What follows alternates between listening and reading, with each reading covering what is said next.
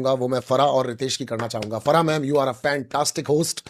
मजा आ गया, एक एक पॉइंट आपका और रितेश सर का, आप दोनों लोग टाइम पे बात कर रहे थे, टाइमिंगली कर रहे थे, और सबसे अच्छी बात ये होती है लॉजिकली कर रहे थे।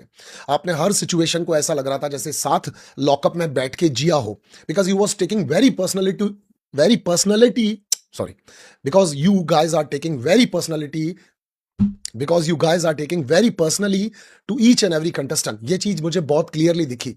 एंड इनफैक्ट मैं एक बात बताता हूं, मुझे फरा मैम की सबसे ज्यादा जो चीज पसंद है, जब ये बात कर रही होती है ना, तो आप नोटिस करना कि काफी कनेक्ट सी हो जाती है। मतलब ऐसे लग रहा होता है कि ये अपने एक्सपीरियंसेस को, अपनी चीजों को, मतलब एक रियलिटी के मेंटोर का बेसिकली तरीका क्या होता है एक शो को करने का, वो आप फराह खान से सीख सकते हैं। Ma'am, you did a fantastic job, and as well as Ritesh sir, mind blowing.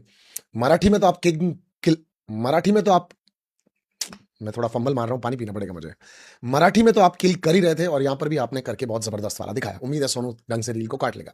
खैर, बात है एपिसोड के बारे में, और आज एक नए जेल का आगाज हुआ, एक नया केज दिखाया गया, एक नई जेल दिखाई गई, और उसके अंदर आज इन्होंने आकांक्षा चौधरी को डाला। मैं बहुत ज्यादा खुश हुआ उस नए जेल को देख करके। पूरी बात सुनो, बिकॉज जिस भी शो के अंदर अगर जेल आता है, जैसे मेरे सीजन के अंदर बिग बॉस में था, तो जब जेल आता है तो एक है ना, शो के अंदर आप समझो, कुछ लोग उसको जेल में देख करके बुरा बोलेंगे, कुछ लोग उसको जेल में देख करके अच्छा बोलेंगे, कुछ लोगों को उसके प्रति प्यार आएगा, कुछ लोगों को उसके प्रति ऐसा लगेगा कि जैसे शिल्पा शिंदे ने कहा, the evil side of Shilpa Shinde हमने देखी कि उन्होंने बड़े इजीली ऐसे बोल दिया कि ये इसके कर्मों की सजा है। और वहीं पर श्रेया ने ये कहा कि यार मुझे अच्छा नहीं लगा, ये तो बहुत ज्यादा है एक्चुअली, कि यहाँ पर एसी भी नहीं लगा हुआ है। तो बेसिकली मेरे कहने का मतलब क्या है, जहां जेल होता है ना, वहां पर जो अंदर होता है वो ये रियलाइज नहीं कर पा रहा होता है, बिकॉज बाकी के जो को कंटेस्टेंट्स है वो फील ही नहीं होने देते हैं जेल के अंदर कि यार तेरे साथ गलत हुआ। इक्का दुक्का जो आपका अपना है, जैसे योगेश आके बेंच लगा के साइड में बैठ गया उसके कि तू यहां सोएगी तो मैं भी यहां सोऊंगा वाला, वो उसने कर लिया।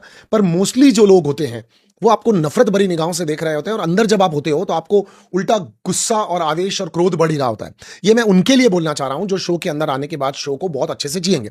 एज आई लाइक, मैंने जो आकांक्षा चौधरी का साइड देखा है, उस साइड को देखते हुए मैं आपको डेफिनेटली एक बात कह सकता हूं कि आकांक्षा जेल में जाकर के सुधरने से तो रही, मतलब आई मीन कि वो जो कहते हैं ना कि एकदम संत बन गए, सीधे बन गए, हर्षद बन गए, मतलब या फिर धीरज धूपर बन गए, तो वैसी वो बिल्कुल भी नहीं बनने वाली। पमेला वाला साइड उसके अंदर है नहीं। आकांक्षा चमोला वो बनना नहीं चाहेंगी। सूफी और लैला अपनी दुनिया में खुद ही खुश है। तो जो आकांक्षा चौधरी हैं, अब वो बार बहुत अच्छे से आएंगी और उनके अंदर वो चीज दिखेगी। अच्छा, एक चीज में मैं तारीफ और करना चाहता हूं श्रेया कालरा की। पहले तो अच्छी बात है कि चैनल ने अपने शो की लुटिया डूबने से बचा ली, श्रेया कालरा को उन्होंने शो से बाहर नहीं निकाला। I want to mention this for Shreya specially, कि श्रेया को अगर आप बहुत अच्छे से देखने की कोशिश करते हो, जैसे आज उसने बोला कि मैं एक सेंटेंस में 3-4 गालियां बोल देती हूं बाहर, तो यहां तो मैं फिर भी कंट्रोल में हूं। तो बेसिकली श्रेया को जहां से मैं देखता हूं, टाइम पर गुस्सा आ जाना, टाइम पर कंट्रोल कर लेना, टाइम पर सिचुएशन को समझना, टाइम पर विक्टिम बन जाना, टाइम पर ये बोलना कि they people are not interested to talk in me, time पर उसके बहुत सारे सवाल पूछ रही थी वो स्टार्टिंग में। ऐसा नहीं है श्रेया ने लोगों के साथ मिक्स होने की कोशिश नहीं की थी। शुरुआत में श्रेया सबकी जिंदगियां जानना चाह रही थी, सबके क्लोज आ रही थी, सबके बारे में बात कर रही थी, बट कई बार उसको लोगों ने रिस्पॉन्स वैसा नहीं किया जैसा वो चाह रही थी। जैसे हर्षद ने कहा